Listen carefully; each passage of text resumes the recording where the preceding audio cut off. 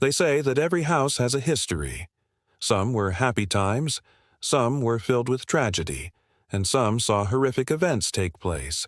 But this one might be the most haunted house in all of England. This is the ghost of Borley Rectory. It all started when the new resident moved into the rectory. Reverend Henry Bull, his wife, and their 2 kids had been living here for about a year before the strange things started to happen. It began with regular footsteps in the attic above their bedrooms. At first, they thought it was just squirrels or mice, but there was only one way to find out. When they went up into the attic to investigate, they found nothing. But then they noticed something else. There were scratch marks on the wall, like someone was trying to write in the dust. The next day, the writing was still there, and although they tried to ignore it, it kept coming back. Sometimes it would spell out full words and sometimes just random letters. They even started to arrange themselves into sentences. The family didn't know what to make of it, but they weren't the only ones scratching at the wall.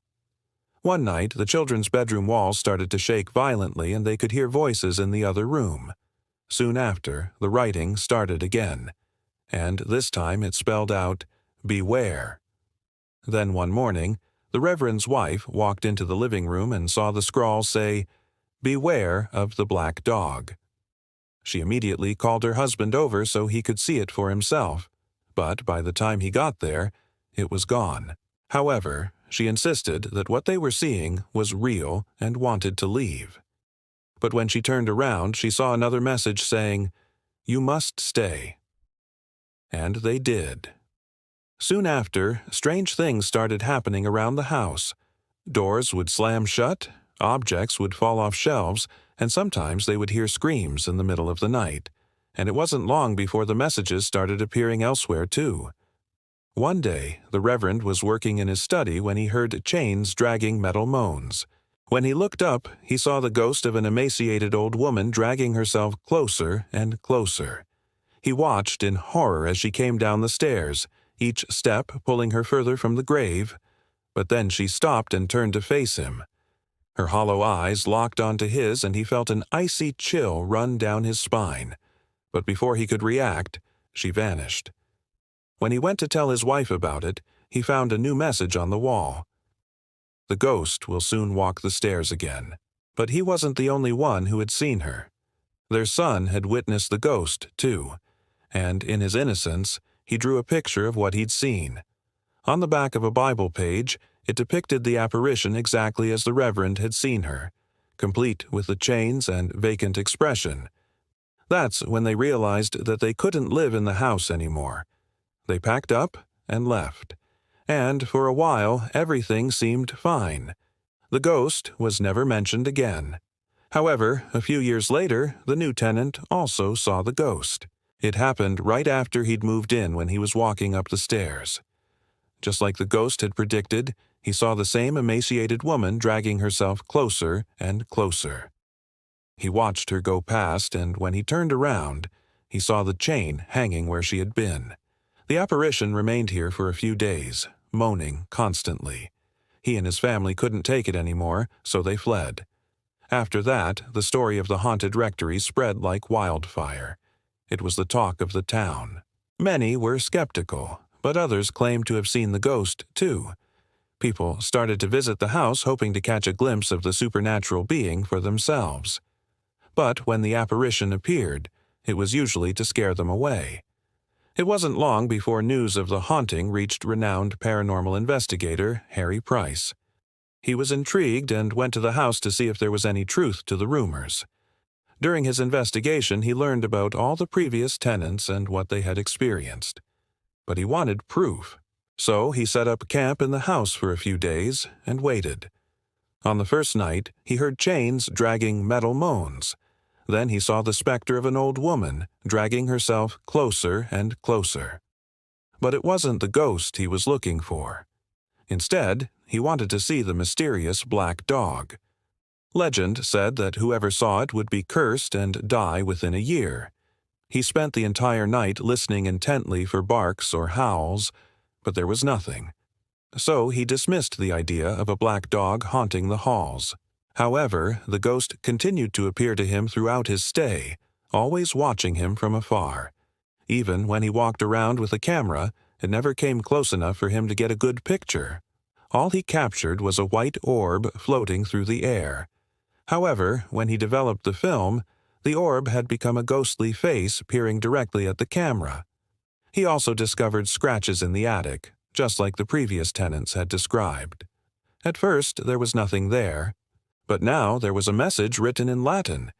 He had it translated, and it read, "Beware of the black dog."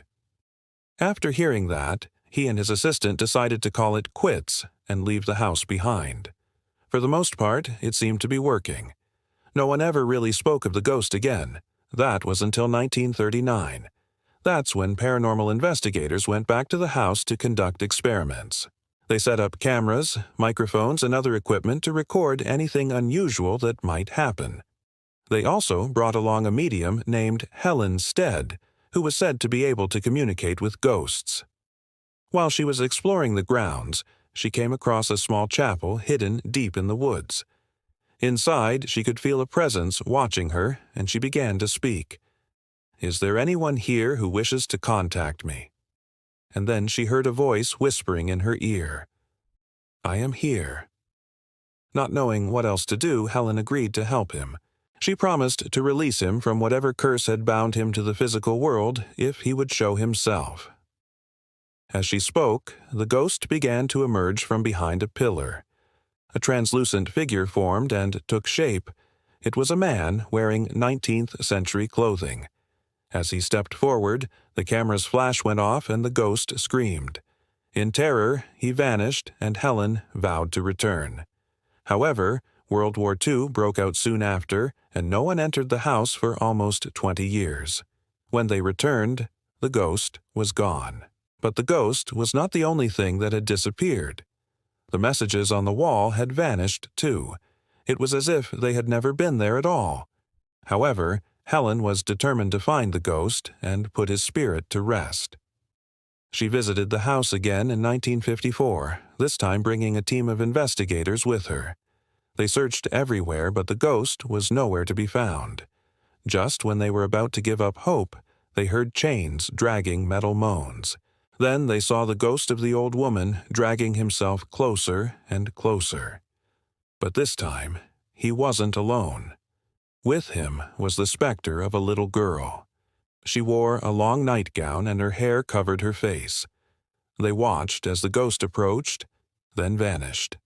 When they followed him, they found the lost child hiding under a bed. With the help of the ghost, they were able to locate the girl's grave. And once they marked it with a headstone, she finally found peace and was laid to rest. The ghost of the old woman also disappeared after this, but the ghost of the little girl remained. He continued to haunt the house until 1979, when a local priest blessed the property and drove him out.